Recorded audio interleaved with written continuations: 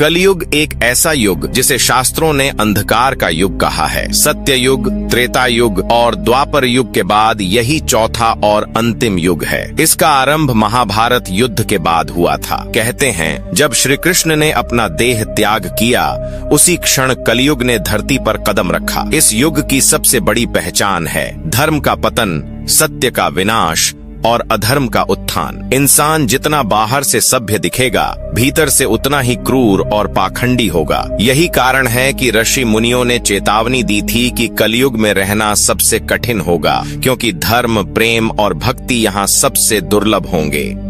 भविष्यमालिका एक ऐसा ग्रंथ जिसे दक्षिण भारत के महान संत वीर ब्रह्मेंद्र स्वामी ने लिखा।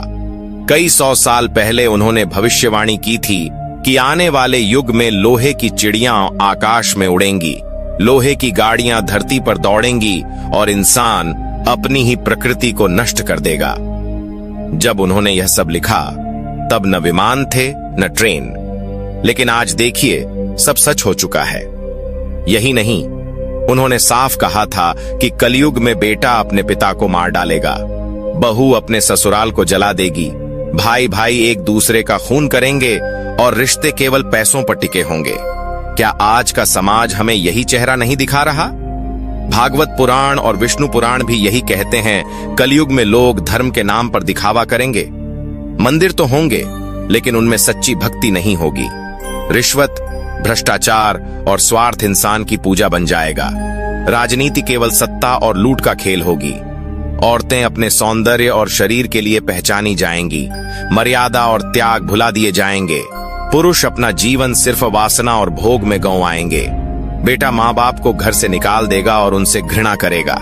यही नहीं, इंसान इतना पतित हो जाएगा कि जानवर भी उससे अच्छे लगने लगेंगे। भविष्यमालिका कहती है अंत समय के संकेत बेहद भयानक होंगे। ऋतुओं का संतुलन बिगड़ जाएगा। समय पर बारिश नहीं होगी, कभी सूखा तो कभी बाढ़। धरती बार बार कांपेगी, शहर भूकंप में समा जाएंगे। महामारी इंसानों को काट डालेगी, लाखों करोड़ों की लाशें बिछेंगी। युद्ध की आग पूरी दुनिया को जला देगी। परमाणु हथियार जैसे विनाशक अस्त्रों का उपयोग होगा और लाखों लोग पलक झपकते ही राख हो जाएंगे। मंदिर और धर्मधाम टूटेंगे। गंगा यमुना जैसी नदियां सूख जाएंगी। समुद्र अपनी मर्यादा खो देगा और किनारे तोड़कर अपने धाम लौट जाएंगे और आसमान से आग बरसेगी और धरती का हर जीव भय में जिएगा। अब सवाल उठता है, कलयुग का अंत कब होगा? शास्त्रों के अनुसार इसकी कुल अवधि 4,32,000 वर्ष की है। इसका आरंभ लगभग 31 सैयदु ईसा पूर्व हुआ था, यानी अब तक केवल 5,000 साल ही बीते हैं और अभी 4 लाख से अधिक वर्ष शेष हैं। इसका मतलब है कि असली अंत अभी बहुत दूर है। तो क्या 2030 में सब कुछ समाप्त हो जाएगा? जवाब है नहीं, लेकिन 2030 ऐसा समय हो सकता है जब पूरी मानवता बड़े संकट का सामना करे। भविष्यमालिका कहती है कि कलयुग में कई छोटे छोटे प्रलय आएंगे। महामारी, युद्ध और प्राकृतिक आपदाएं इंसान को चेताने के लिए बार बार आएंगी। कोरोना जैसी महामारी, युद्ध का बढ़ता खतरा और जलवायु परिवर्तन 2030 तक आने की भविष्यवाणी की गई है। क्या यह सब उन्हीं चेतावनियों का हिस्सा नहीं है? और जब यह युग अपने चरम पर पहुंचेगा, तब भगवान विष्णु का कल की अवतार प्रकट होगा। वह श्वेत अश्व पर सवार होंगे, हाथ में तलवार होगी और अधर्मियों का संहार करेंगे। तब धीरे धीरे कलयुग समाप्त होगा और सत्य युग की नींव रखी जाएगी। यह दृश्य भयावह भी होगा और अद्भुत भी, एक युग का अंत और नए युग की शुरुआत। लेकिन असली रहस्य यही है, कलयुग का अंत हमारे जीवन काल में नहीं, बल्कि हजारों साल बाद होगा।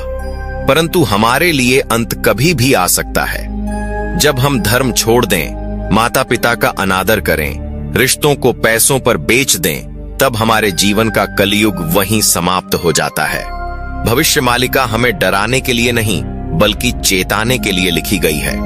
असली संदेश यही है, अगर हम सचेत हो जाएं, तो यही अंधकारमय कलयुग भी हमें मोक्ष का मार्ग दे सकता है। लेकिन अगर हम अंधकार में ही डूबे रहे, तो यही युग हमें विनाश में धकेल देगा। सवाल यह नहीं कि कलयुग कब खत्म होगा, सवाल यह है कि हम इसे कैसे जी रहे हैं। आज के लिए बस इतना ही, मिलते हैं 1 साल बाद। क्यों की वीडियो वायरल नहीं हो रहे हैं, अब से इस चैनल पर वीडियो नहीं आएगी। अलविदा दोस्तों, वीडियो को एक लाइक और सब्सक्राइब कर दो। कम से कम यहां तक बने रहने के लिए दिल से शुक्रिया।